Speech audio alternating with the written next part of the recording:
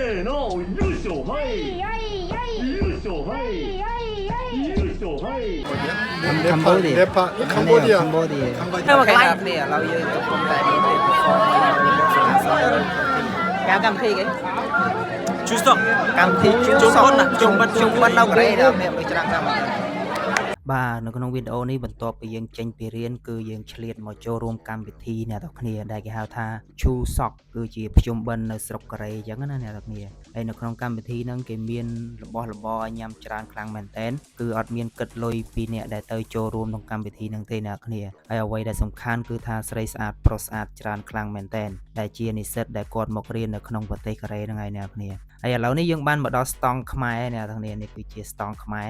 រយើងគេមានចែកនំចែកអីនំពៀនំអីអញ្ចឹងណាប្រពៃណីខ្មែរយើងអីចឹងទៅហើយខ្ញុំគឺថាពិបាកក្នុងការតម្រង់យកអីហូបខ្លាំងមែនតើអ្នកគ្នាដោយសារតែមនុស្សច្រើនពេក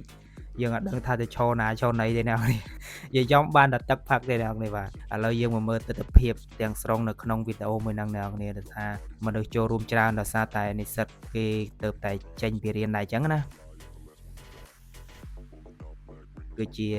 ដំអីគេណានេះគេហៅដំបាយតណើបអីមិនដឹងទេនេះអាហ្នឹងដូចជាអង្គតណើបឲ្យគេដំអ្នកគ្នាបានឃើញនៅក្នុងវីដេអូ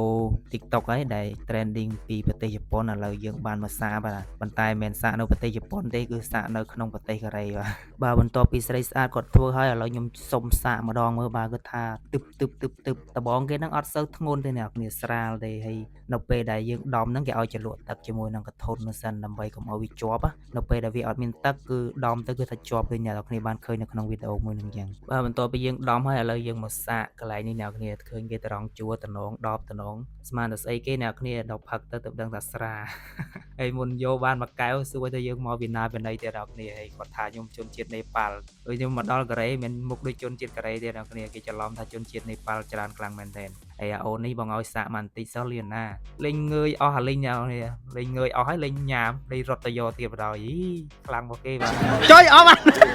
ឥឡូវគេរត់ទៅយកទៀតដោយសារតែរសជាតិវាអេមពេកស្រាមែនប៉ុន្តែស្រារសជាតិអេមអ្នកគ្នារសជាតិឆ្ងាញ់ខ្លាំងមែនទែនបាទដើរមកជួបអ្នកគ្រូដ៏សែនខ្ជូតរបស់ខ្ញុំបាទគាត់ពាក់រ៉ូបសហ្នឹងគឺជាអ្នកគ្រូរបស់ខ្ញុំកាលពីឆមាសមុនឥឡូវនេះបន្ទាប់ពីយើងបានត្រង់ជួហើយយើងមកសាកលេងហ្គេមអ្នកគ្នាគឺហួសចិត្តខ្លាំងមែនទែនប្រហែលជា6ដើមបោះអត់មានចូលឯមួយដើមទេបាទមើលតែសកម្មភាពទៅ